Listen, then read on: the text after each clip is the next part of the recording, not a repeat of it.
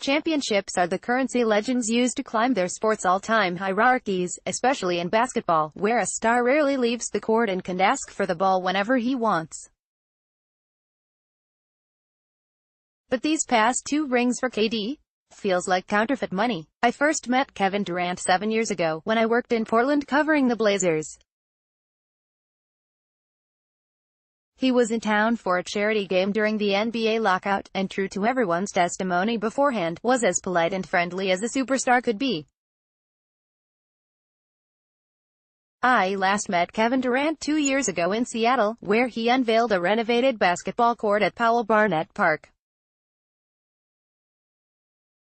He was just as polite, just as friendly, and even though his flack tried to end the interview after I asked about Seattleites basking in his decision to leave the Thunder, he smiled and gave a genuine answer.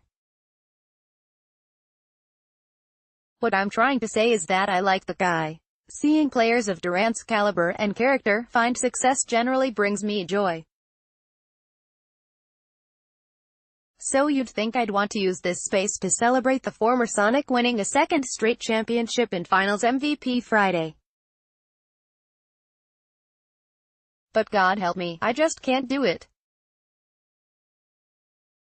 Some might find talk of legacies in sports tired, but for or not, they are lifelong co-passengers of the world's greatest athletes.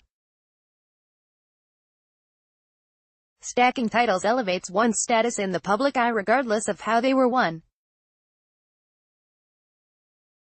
Do you think most people care that Peyton Manning was more of a liability than a contributor in his second Super Bowl win? No. Do you think the myriad 38-year-olds who sign 1-year, minimum salary, ring-chasing deals think their pending titles mean any less? Those championships are the currency legends use to climb their sport's all-time hierarchies, especially in basketball, where a star rarely leaves the court and can ask for the ball whenever he wants. But these past 2 rings for KD? I don't know, feels like counterfeit money.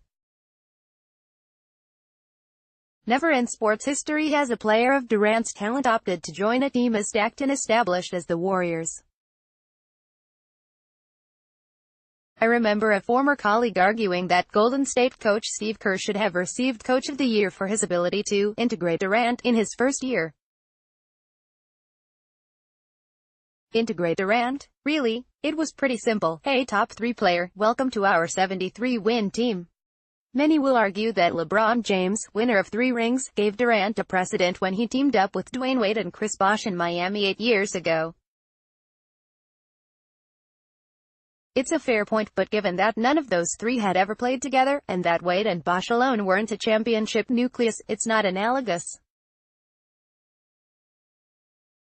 Before Durant came to the Bay Area, the Warriors were 4 points shy of winning their second straight title after a record-setting regular season. They likely would have returned to the finals without him in 2017, something their 14-game winning streak while KD was injured attested to. I'm not suggesting Durant isn't one of the top 25 players in the NBA history. But I am suggesting at least 15 other people in the league could have joined Golden State and gotten those same championships. You don't have to be consistent to win if you're on the Warriors.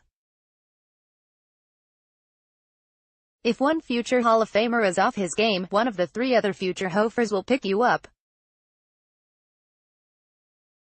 Look at this 4-game stretch Durant had against Houston in the conference semifinals: 9 for 19, 9 for 24, 8 for 22, 6 for 17. If the best player on any other playoff team posts those percentages, he is likely eliminated. When you have Steph Curry in one corner and Klay Thompson in the other, you can still win by 20. Don't get me wrong, Durant has had more than his share of brilliant moments in the finals. His 43 points on 15 of 22 shooting in Game 3 against the Cavs Wednesday was one of them. His 39 points on 14 of 20 in the title-clinching game last year was, too. But when I think about the true all-timers, I think about those who dazzled game after game while taking a team to a championship that couldn't have done it without them. That's something Charles Barkley and Karl Malone were never able to do, something James Harden and Russell Westbrook are still trying to do. I don't think Durant distinguished himself from those guys by winning with the Warriors, and I'm not sure that he ever will if he sticks with them. Then again, Durant probably doesn't care what some dude who peaked as the sixth man in Notre Dame High School writes about him.